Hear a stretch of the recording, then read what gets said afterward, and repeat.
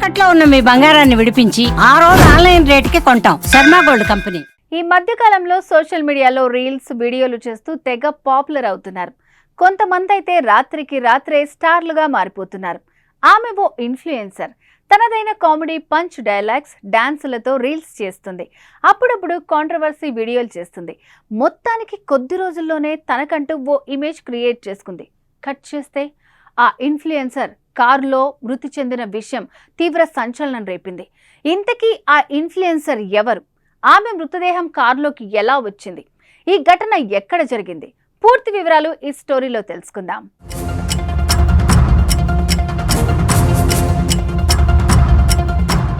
పంజాబ్కు చెందిన social media influencer బంటిడాలో అనుమానాస్పద స్థితిలో మృతి చెందింది. అదే మెడికల్ యూనివర్సిటీ క్యాంపస్లో పార్క్ చేసిన కారులో ఆమె మృతదేహం లభించింది. మృతురాల్ని లూధియానాలోని లక్ష్మణ్ నగర్ నివాసి అయిన కమల్ కౌర్గా పోలీసులు గుర్తించారు.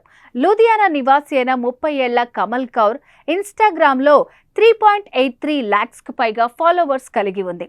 కమల్ కౌర్ వీడియోలు రీల్స్ చేస్తూ అందరినీ నవ్వించేవారు. ఇటీవల కొన్ని వీడియోలు వివాదానికి దారితీశాయి. గతేడాది అక్టోబర్లో కెనడాకు చెందిన ఖలిస్తానీ ఉగ్రవాది అర్షద్ అల్లా నుంచి కౌర్కు బెదిరింపులు వచ్చినట్టు వార్తలొచ్చాయి.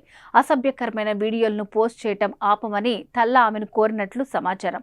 లేదంటే తీవ్ర పరిణామాలు ఎదుర్కోవాల్సి వస్తుందని బెదిరించినట్లు మీడియాలో వార్తలొచ్చాయి. కానీ కౌర్ మాత్రం ఈ బెదిరింపులు లెక్క చేయకుండా కాంట్రవర్సీ వీడియోలు రీల్స్ చేస్తూ వచ్చినట్టు సమాచారం.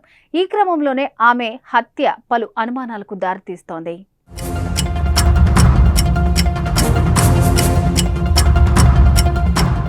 పంజాబ్లోని ఆదేశ్ మెడికల్ యూనివర్సిటీ సమీపంలో పార్క్ చేసి ఉన్న కారు నుంచి విపరీతమైన దుర్వాసన రావడంతో స్థానికులు పోలీసులకు ఫిర్యాదు చేశారు. పోలీసులు వెంటనే సంఘటన స్థలానికి చేరుకుని దర్యాప్తు చేపట్టగా కారు లోపల ఒక మహిళ మృతదేహం కనిపించింది.